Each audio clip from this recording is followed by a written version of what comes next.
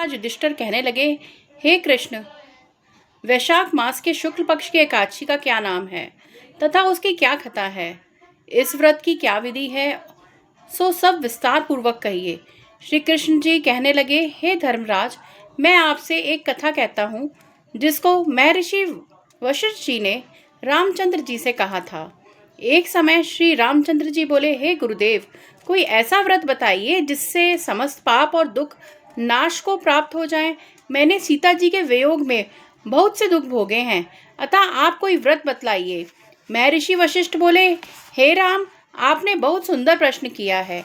आपकी बुद्धि अत्यंत शुद्ध और पवित्र है। यद्यपि आपके नाम का स्मरण करने से ही मनुष्य पवित्र और शुद्ध हो जाता है, तो भी आपका यह प्रश्न लोक हित के लिए बहुत ही सुंदर है। वैशाख मास में जो एकादशी आती है उसका नाम होता है मोहिनी एकादशी। इस एकादशी का व्रत करने से मनुष्य सब पापों तथा दुखों से छूटकर मोह जाल से मुक्त हो जाता है। अतः यह व्रत दुखी मनुष्यों को अवश्य करना चाहिए। इससे मनुष्य के सब पाप और दुख नाश को प्राप्त हो जाते हैं। अब आप इसकी कथा एकाग्रचित्त होकर ध्यान पूर्वक सुनिए। सरस्वती नदी के किनारे भद्रावती नामक एक नगरी थी। वहां पर श्रुतिमान नामक चंद्रवंशी राजा राज्य करता था। इस नगरी में धन धान्य से पूर्ण व पुण्यवान धनपाल नामक एक वैश्य भी रहता था। वह अत्यंत धर्मात्मा एवं विष्णु भक्त था। उसने नगर में अनेक भोजनालय, प्याऊ, कुआं, सरोवर, धर्मशाला आदि बनवाए थे और सड़कों पर आम, जामुन, नीम आदि के अनेक वृक्ष लगवाए थे। उस वैश्य के 5 पुत्र थे, सुमना, सद्बुद्धि, मेधावी, सुकृति और दृष्टबुद्धि। इनमें दृष्टबुद्धि नाम का 5वां पुत्र महापापी था। वह पितर आदि को नहीं मानता था। वह वैश्या और दुराचारी मनुष्यों की संगति में रहकर जुआ खेलता, पर स्त्रियों के साथ भोग विलास करता तथा मंद मांस का सेवन करता। इनके अतिरिक्त अन्य अनेक कुकर्मों से भी वह अपने पिता के धन को नष्ट करता था। वैश्याओं के साथ उनके गले में हाथ डालकर फिरता रहता था तथा इन्हीं कारणों से उसके पिता, भाइयों तथा कुटुंब और उनके घर से निकाल दिया गया और उसकी निंदा करने लगे। घर से निकाल देने के बाद वह अपने गहने और कपड़े बेचकर निर्वाह करने लगा।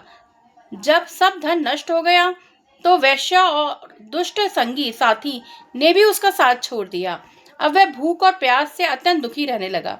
अन्य कोई सहारा ना देखकर वह चोरी करने लगा।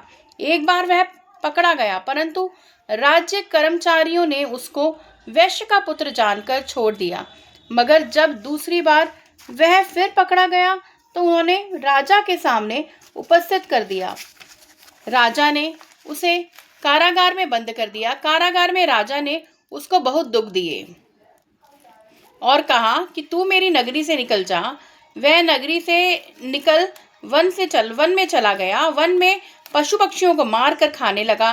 कुछ समय के पश्चात वह बहेलिया बन गया और धनुष बाण लेकर पशु पक्षियों को मार मार कर खाने लगा। एक दिन वह भूख और प्यास से दुखित होकर खाने की खोज में फिर रहा था कि कौंडिन्य ऋषि के आश्रम पर पहुंच गया। उस समय वैशाख मास था।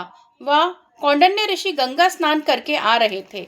उनके भीगे वस्त्रों के छींटे पड़ने से उसको कुछ सद्बुद्धि प्राप्त हुई और वह मुनि के सामने हाथ जोड़कर कहने लगा, हे मुनि, मैंने अपने जीवन में बहुत पाप किए हैं।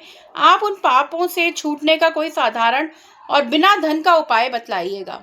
उसके दीन वचन सुनकर ऋषि कहने लगे कि ध्यान देकर सुनो। तुम वैशाख शुक्ल पक्ष एकादशी का व्रत करो। इस एकादशी का नाम मोहिनी एकादशी है और इससे तुम्हारे सब पाप नष्ट हो जाएंगे। मुनि के वचन सुनकर वह अत्यंत प्रसन्न हुआ और उनके द्वारा बताई गई विधि के अनुसार उसे मोहिनी एकादशी का व्रत किया। हे राम, इस व्रत के प्रभाव से उसके सब पाप नष्ट हो गए और अंत में वह गरुड़ पर चढ़कर विष्णु लोक चला गया। इस व्रत में से मोह आदि सब नष्ट हो जाते हैं। संसार में इस व्रत से श्रेष्ठ अन्य कोई व्रत नहीं है। इसके महात्म्य को पढ़ने अथवा सुनने से 1000 गौदान का फल प्राप्त होता है। जय श्री हरि विष्णु।